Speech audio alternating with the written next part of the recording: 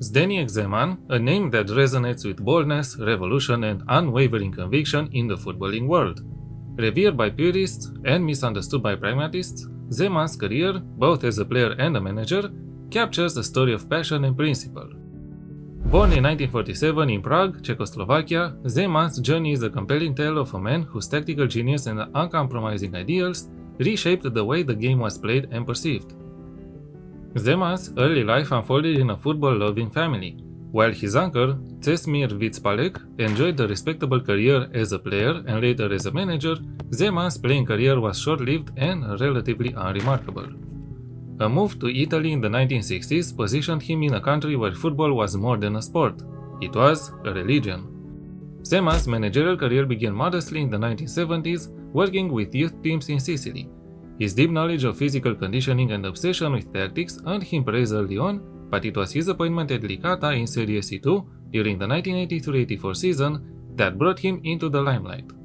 At Licata, Zeman's attacking philosophy defied conventions. His team played with a relentless high press, breathtaking speed, and a commitment to goal scoring that left fans and pundits alike in awe. Perhaps the most defining chapter of Zeman's career unfolded at Foggia Calcio, a club he managed during two spells, 1986-87 and 1989-94. When Zeman returned in 1989, Foggia were languishing in Serie B, far from Italy's elite. What followed was nothing short of miraculous. Zeman assembled a squad of unheralded players and turned them into an attacking football machine.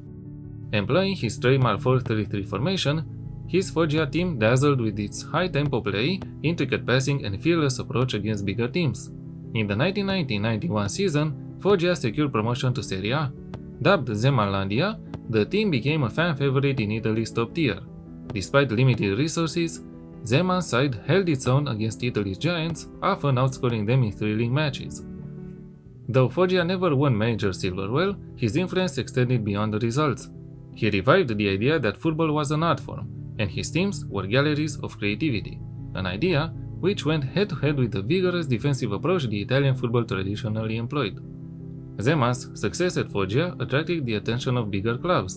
In 1994, he took the reins at Lazio, one of Serie A's most ambitious sides.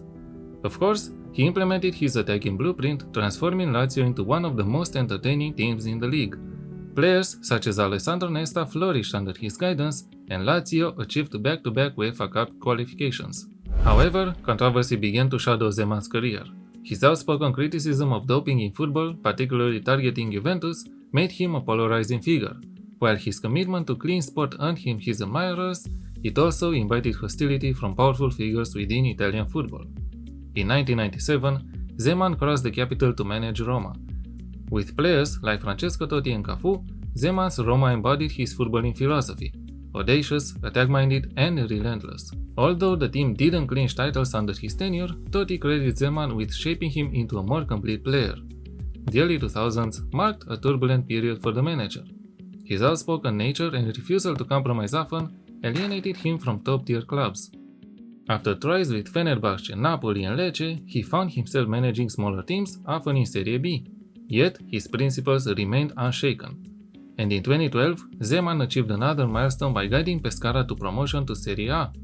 With young talents like Marco Verratti, Ciro Immobile, and Lorenzo Insigne, Pescara played some of the most captivating football in Europe that season. His work at Pescara reminded the footballing world of his undenying commitment to attacking brilliance.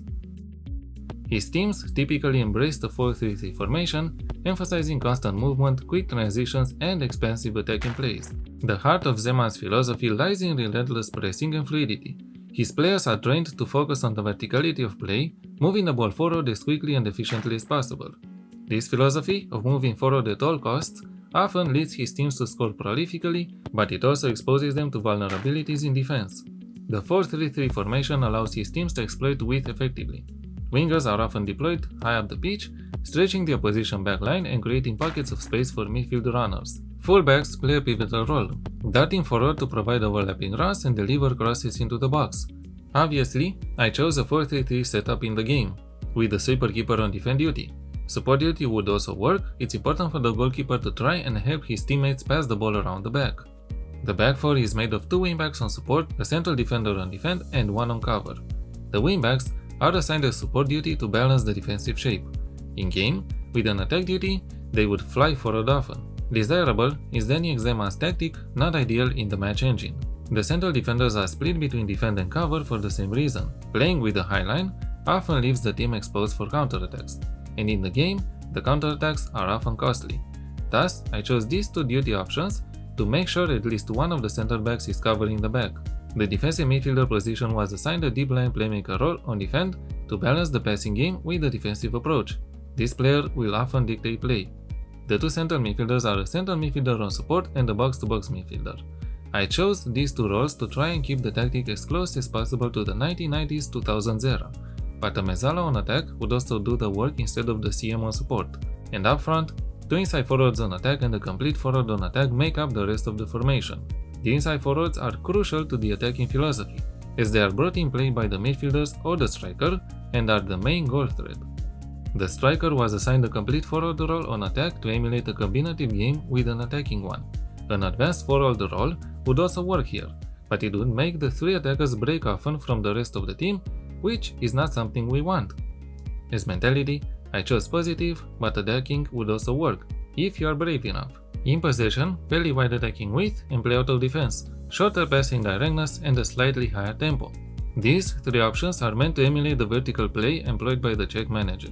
Work the ball into the box is ticked on just to tell the game that we want our players to focus their play on the opposition's goal and avoid shooting the ball wide just to waste an opportunity. And play for set pieces to maximize the goal scoring opportunities.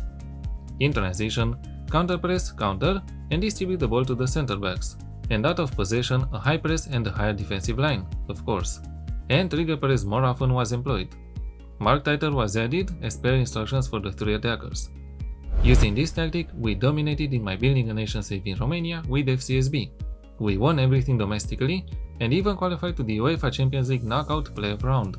Lorenzo Luca dominated the scoring charts, scoring 31 goals in 31 appearances if we count only the league goals, and 43 total goals in 39 total appearances across all competitions.